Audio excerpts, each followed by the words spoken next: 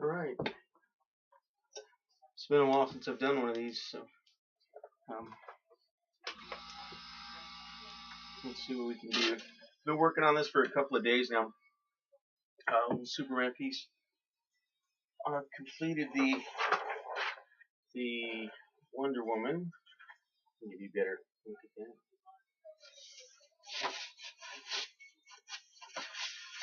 that. And the Batman. These are done. But I started out doing a Deadpool, which is pretty cool. This goes out to a good friend of mine. So those other ones, believe it or not, were actually pretty easy to do. This Superman, there's so much texture in his suit. Oh my god, it's just well, it's proven to be a lot more of a project than the other ones. Than that Batman, the Wonder Woman. There's just so much going on in all of here. I'm just trying to replicate all that texture. But I think I'll get it to a certain point, and then I'll hit it with color pencils. What I've done already is I've gone through with a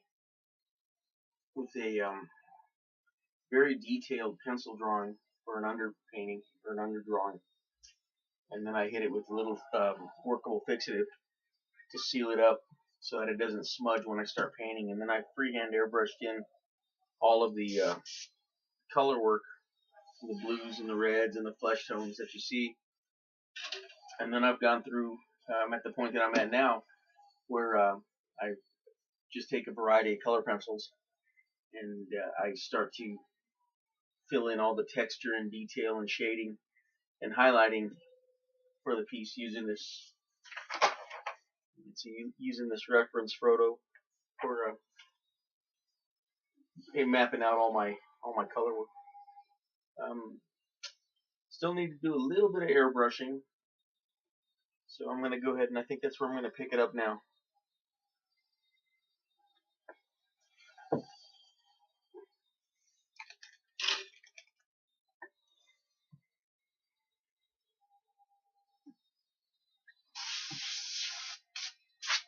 So right now I'm using this is a 20-year-old airbrush. This is my Iwata Micron B. It's a great gun. Holds really tight lines. And I mean, so your paint's got to. Yeah, that's how I mix the color in there. I just reduced it down a little bit with a reducer, so you kind of hold the tip and then open up the valve, make a little bit of squeaky noise through your fingers. Make a little bit of squeaky noise, and then I don't know if you can. Let's see if you can see that over here. Very tight lines can be made with this. You really can't see it. I'll show that in another video sometime. But like in here now, I've got the gold inside the S, the buckle, and the can't really see that. There we go. In the belt area, the waist area, these little detailed straps. So I'm going to go in with a red oxide brown and do a little bit of shading just based on what I've got in the reference piece.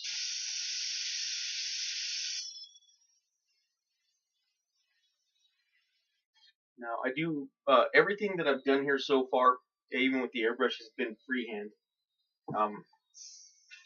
Hang on one second.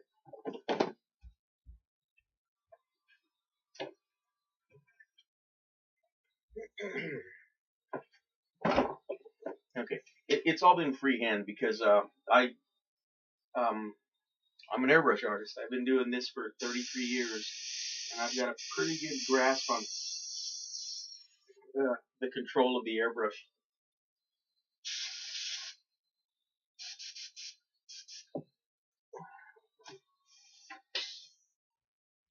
So for me, it's not a very difficult thing to be able to stay in the lines and lay the color down where I want it.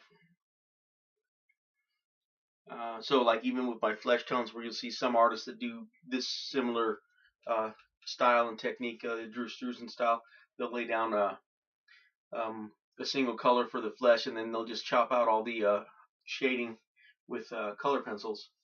I don't have to. I don't have to do that. I don't need to do that part. I can actually sculpt in my color with the airbrush. It's like a pretty good handle, like I said, with the control of it, putting the color where I want it. And then this kind of airbrush actually lends itself really well to freehand work, even on a paper surface like this.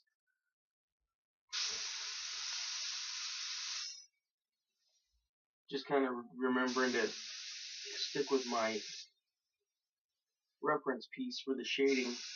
Try not to add stuff, just because I know where things go and or how things. I have a picture in my mind of how things go. I'm not making up this drawing.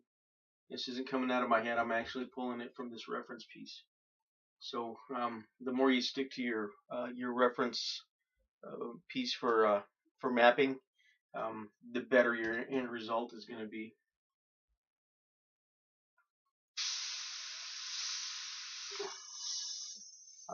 The only thing that I'm really doing that's a little bit different is I want these colors to stand out more than the reference photo. The reference photo, they're kind of muted and kind of pulled back a little more of a grayer scale. So I really want these to emulate Superman's true uniform colors. So I'm going to try and stay in there.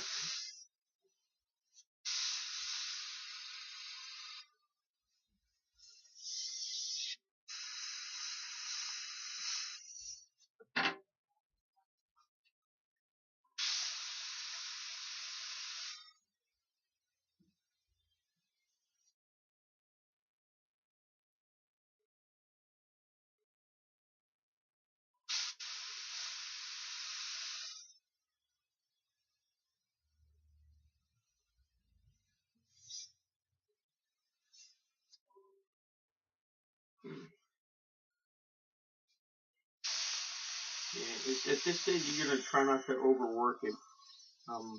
What I'm doing is I'm adding a little more build. I've kind of faded this reddish brown out from here to here.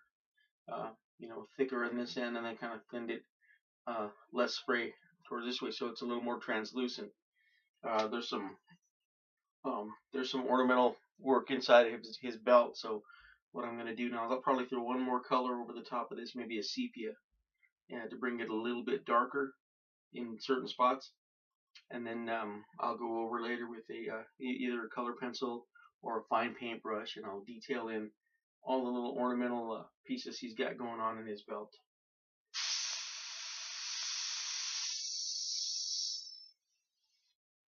Now, when I use my piece for mapping reference, I don't generally, I follow it as closely as I possibly can. Sometimes it doesn't translate well, so I end up having to add a little bit more, I guess a little bit more shading or a little bit less shading. Like on this piece here, this arm wasn't quite as bowed out here. This bicep wasn't as big in the reference piece. And I didn't like the way it looked. It almost looked like it was chopped off, like almost back to here. So it would have given you something kind of like that. I didn't care for it, so I beefed it out and dropped the shadow forward and gave him more of that bicep back. So, but I think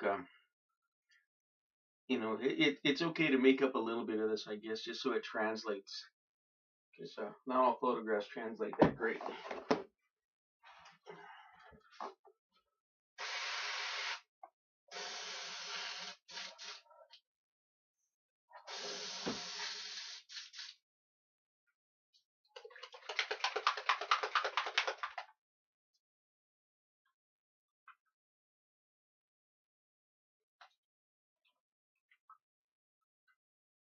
Okay, about 3 drops of sepia and about 2 drops of distilled water.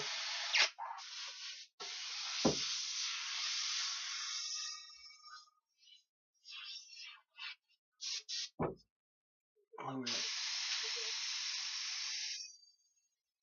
pressure just a bit. A little high. Okay.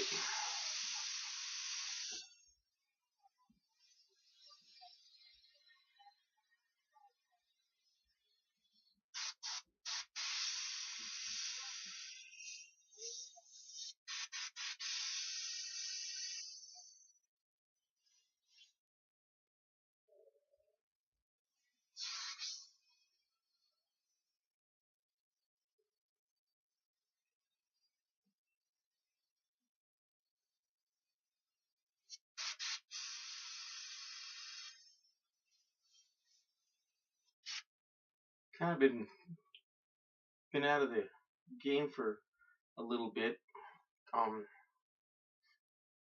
I think I just fell into a little bit of a funk, and I needed a break. Uh, I'm feeling better. I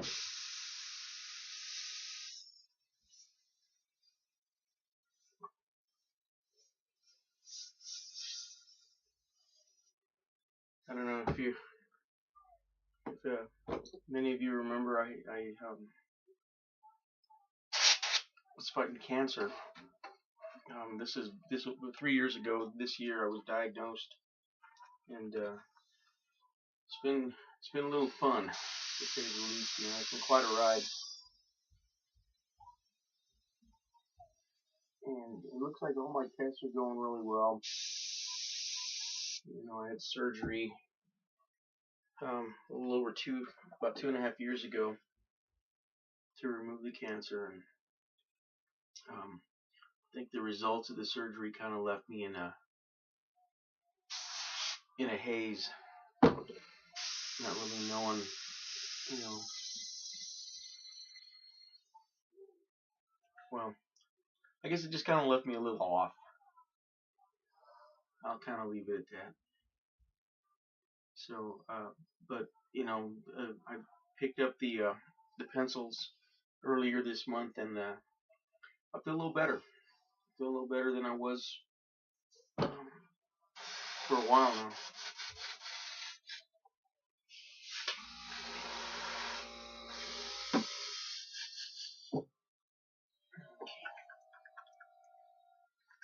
I think I'm gonna fudge a little bit. This isn't too bright red in here, but I think it's gonna be on this piece. I want that to stand out. So I'm gonna go with my bottles are a mess. My base red, and just kind of work that in. The way I reduce my paints here is I just kind of give them a little test spray, and if they don't want to spray at the pressure that I have it set, then I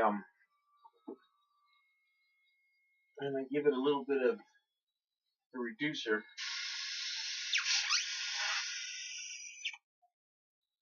Got myself. Block the cup up a little bit, block the needle so that the air goes back into the cup and it kind of mixes the paint and the reducer together. And then I get a nice smooth spray. You know? That being said, it makes it a little easier to lay this color in there. And you can see I'm not using any masks or stencils or shields. Just my 33 years of squirting paint through an airbrush. And it doesn't really matter, like on something like this with the technique that I'm using. It doesn't really matter if you screw up a little bit, because you're gonna fix it. You're gonna fix it with your um, color pencils and your paint. This is just laying the paint down is actually only step 2 of this painting. Even though I've already jumped into step 3, I've been kind of going back and forth.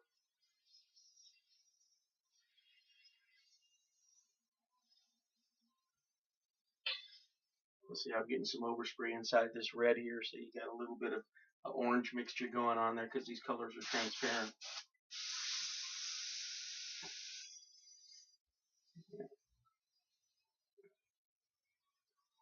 I need to go back in and reintroduce those highlights, like I'm going to have to, that's not a big deal because the color pencils will fill right over this acrylic. It's just an acrylic based paint.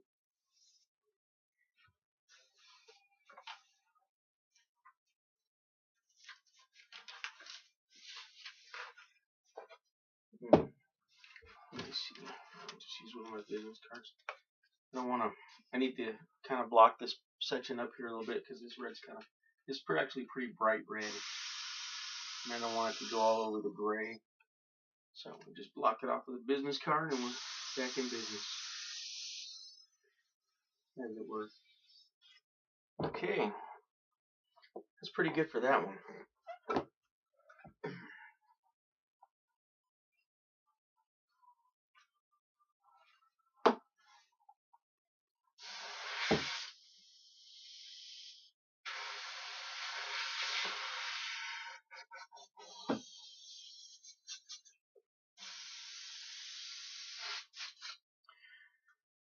This is going to be kind of grainy and look a little off this whole video.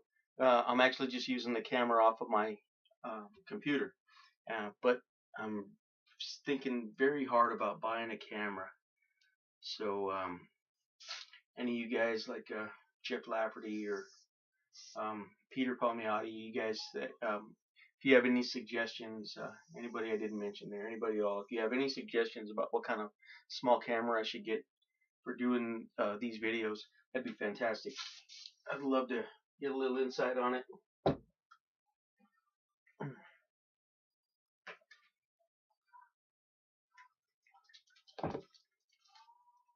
Now I need to put a little bit of shadowing in here. And I don't know if I want to use blue or this is an over reduced black, and I think maybe I want to use that. Let me try that. It's really thin, almost like a smoke black.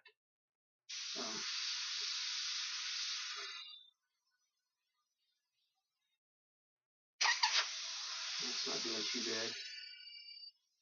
Just don't lay it on so thick that you go opaque.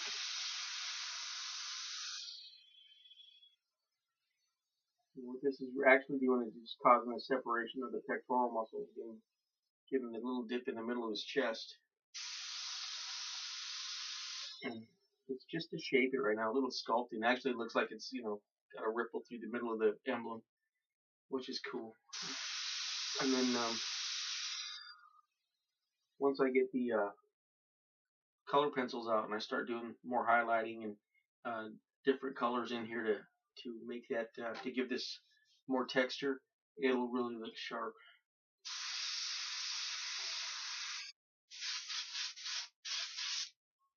Alright, well, I'm at a point here, so I'm going to go ahead and give it a little bit of a rest and try and load this video now. See if it works for me. Anyway, hey, thanks for watching, and I'll try and put more of these out. Thanks a lot.